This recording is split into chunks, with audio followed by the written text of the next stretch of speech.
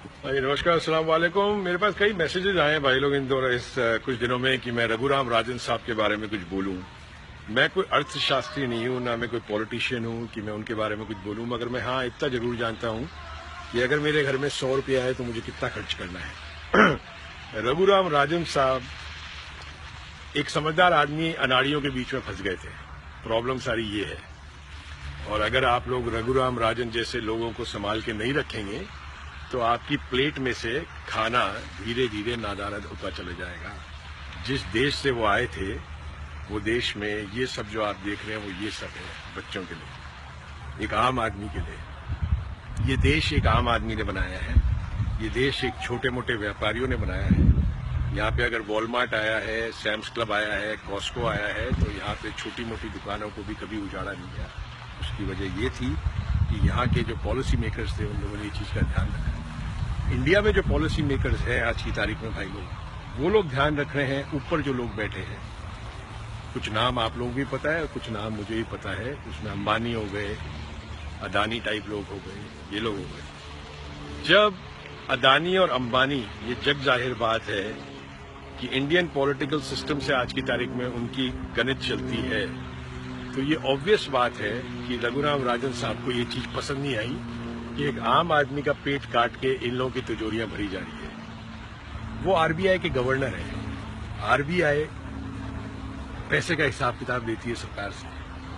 जब सरकार पैसे का हिसाब किताब नहीं दे पाई तो रघुराम राजन साहब को बोला गया कि अपना बोरिया बिस्तर बांधिए और वापस अमेरिका चले जाइए। इसीलिए हिंदुस्तान में आज की तारीख में काम करना बहुत ज्यादा मुश्किल हो गया है, क्योंकि आप लोग अनाड़ी लोग चुन लेते हैं, और जब आप लोग अनाड़ी लोग चुनेंगे तो फिर यही होगा।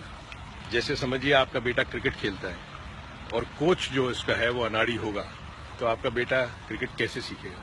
वो नहीं सीख सकता, चाहे वो अच्छा बल्लेबाज हो चाहे अच्छा गेंदबाज हो, वो नहीं सीख सकता। रघुराम राजन एक तरह से कोच थे, इंडियन फाइनेंशियल इंस्टीट्यूशन को करेक्ट करने आए थे। इसी दौरान विजय माल्या का केस हुआ, इसी दौरान ललित मोदी का केस हुआ।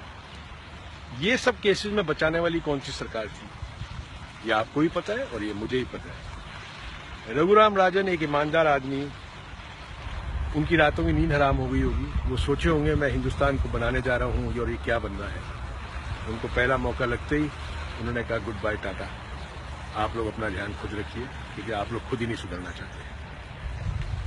मोदी साहब को इकोनॉमिस्ट नहीं है, मोदी साहब वोट से जीते, और वोट से समझ नहीं होती है। इसकी कोई गारंटी नहीं है कि वोट से समझ आती है। ऐसे ही कोई गारंटी नहीं है अगर आपके बच्चे के 99% आते हैं और किसी के 70 आते हैं तो आपका बच्चा इंटेलिजेंट है। नहीं, जब वो दुनिया के बिजनेस के ओलंपिक्स में उतरता है तब उसको अपनी औकात पता लगती है कि मेरे 99% भारी पड़ रहे हैं या उस बंदे के जिसके 75% आए थे।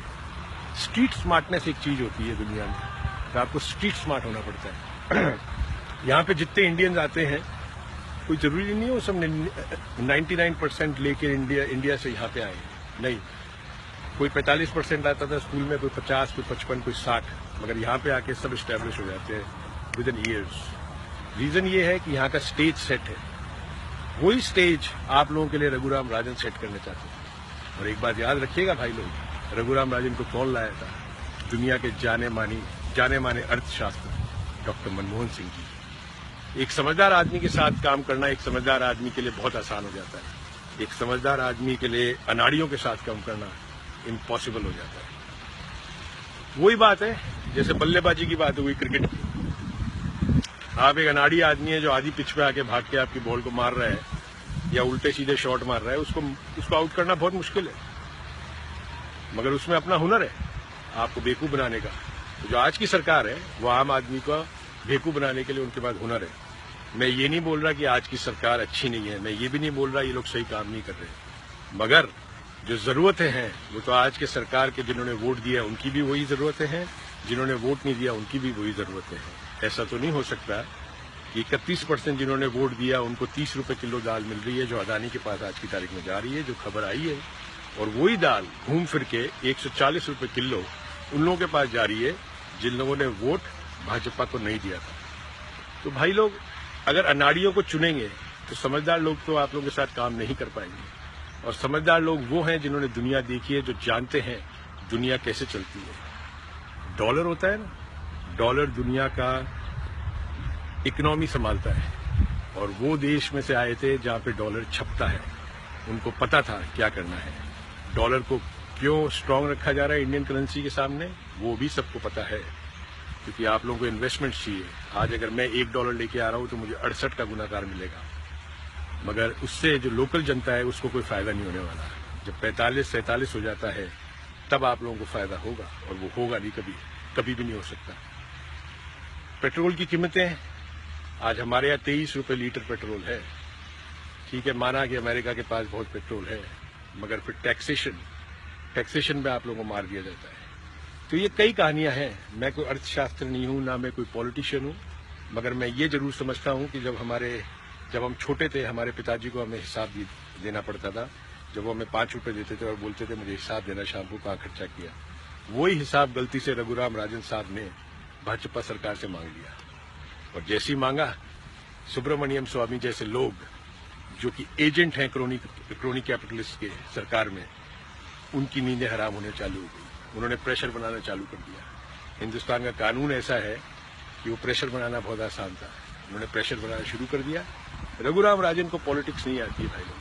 वो एक सीधा साधा आदमी था जिसको 2+2 = 4 आता था, मगर वो आप लोगों के लिए बनाने आए थे 2+2 = 5, और आप लोग उनको संभाल नहीं पाए। गलती आप लोगों की है, गलती सरकार की नहीं है। जब तक आप लोग अनाड़ी लोग चुनते रहेंगे तब तक ऐसा होता रहेगा। जरा सोचिए, समझिए, अपने कल का देखिए भविष्य। 10 साल बहुत जल्दी निकल जाएंगे। आज जो 10 साल का बच्चा है वो 20 साल का 10 साल में हो जाएगा। उसकी जरूरतें होगी 10 साल बाद कैसे करेगा एक आदमी। Health care, education, social security, कौन सी ऐसी चीज है जो आज की तारीख में अनऑथोराइज्ड माफिया के पास नहीं है? सब माफिया के हाथ में। एजुकेशन माफिया के हाथ में सब। स्मृति ईरानी का लाइव सुना था मैंने। बेवकूफ बना रही है आप लोग। वो जो गांव में बैठा आदमी है, बच्चा जो नीचे बैठ के पढ़ता है, उसको एसएटी के बारे में क्या पता, उसको बर्कली के बारे में क्या पता, उसको येल के बारे में क्या पता। तो ये ऊपर के जो 20% है ये उनके लिए है सरकार। This government is only for VVIPs and nobody else. And the problem in India is that media is giving them the cushion to operate the way they want to. That's the problem. So you need to bust the media and you need to understand when you vote. जब आप अपना चुनाव करेंगे किसी नेता का, तो हिंदू ये ना देखे कि मुसलमान है मैं इसको वोट नहीं दूंगा, और मुसलमान ये नहीं देखे कि वो हिंदू है मैं उसको वोट नहीं दूंगा। अगर अच्छे हैं तो आप जाके वोट दीजिए, और उनसे सवाल पहले करिए। ये सब काम हमारे कब तक करके देंगे, और उनका रेजिग्नेशन लेटर पहले ही हाथ में रख लीजिए कि अगर आपने नहीं किया तो ये आपका इस्तीफा हमारे हाथ में, हम टिका देंगे आपके हाथ में। कुछ ऐसा करिए। रघुराम राजन जैसे लोगों को संभाल के रखिए। नायाब हीरा आया था आपके पास, आप लोगों ने हीरा खो दिया आज की तारीख। Thank you so much.